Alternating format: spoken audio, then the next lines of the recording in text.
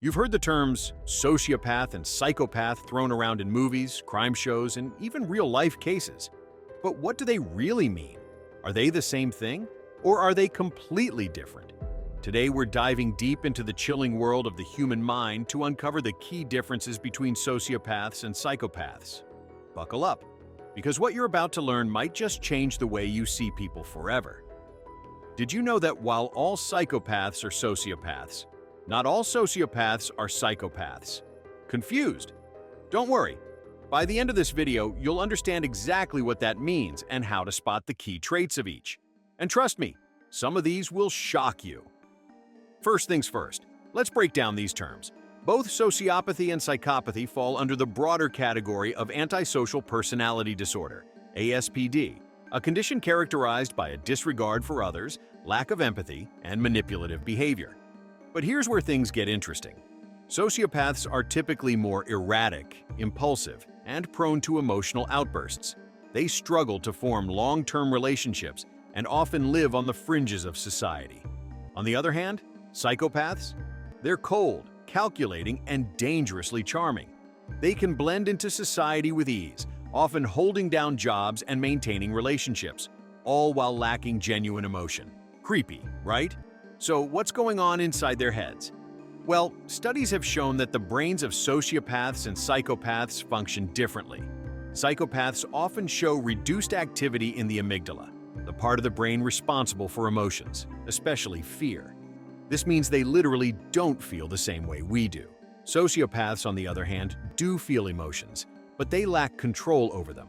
Their frontal lobe, which helps regulate behavior and impulse control, doesn't function the way it should. That's why sociopaths are often described as hot-headed, while psychopaths are cold-hearted. Now, let's talk real-world behavior. Sociopaths tend to be more aggressive and unpredictable. They may engage in reckless behaviors, get into frequent fights, or struggle with addiction. Think of them as the lone wolves, difficult to form attachments, prone to violent outbursts, and often involved in criminal activity. Psychopaths, on the other hand, are meticulous planners.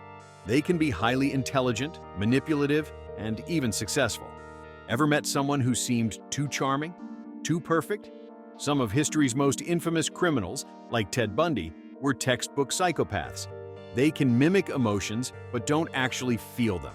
They lie, deceive, and manipulate without a hint of guilt. All right, so how do you tell if someone is a sociopath or a psychopath? Here are a few key red flags. Sociopath signs: prone to emotional outbursts, impulsive and reckless behavior, struggles to maintain relationships, lacks long-term planning skills. Psychopath signs: highly manipulative and charming, emotionally detached but controlled, rarely feels fear or remorse, calculating and strategic in their actions. One of the biggest questions people ask: can sociopaths and psychopaths be fixed? The answer isn't simple. While therapy and intervention can sometimes help sociopaths learn better impulse control, true psychopathy is deeply rooted in brain structure and is often considered untreatable. That's why the best thing you can do? Recognize the signs and protect yourself. Let's take a look at some real-life cases to see how these traits play out. Ted Bundy, one of the most infamous serial killers in history, was a textbook psychopath. He was charming, intelligent, and appeared completely normal, until his dark side was exposed. On the other hand, someone like Charles Manson displayed more sociopathic tendencies. He was erratic, aggressive, and manipulative, but lacked the cold, calculated nature of a true psychopath. Hollywood loves to blur the lines between sociopaths and psychopaths. Think about it. Characters like the Joker, Hannibal Lecter, or Walter White all show traits of both. But in reality, true psychopaths are much harder to spot because they can perfectly mimic normal behavior. And there you have it, the chilling yet fascinating world of sociopaths versus psychopaths. So, which surprised you the most? The impulsive unpredictability of sociopaths or the cold calculation of psychopaths? Let me know in the comments below. And if you found this video interesting, don't forget to hit that like button, subscribe, and turn on notifications for more deep dives into the human mind. Until next time, stay curious.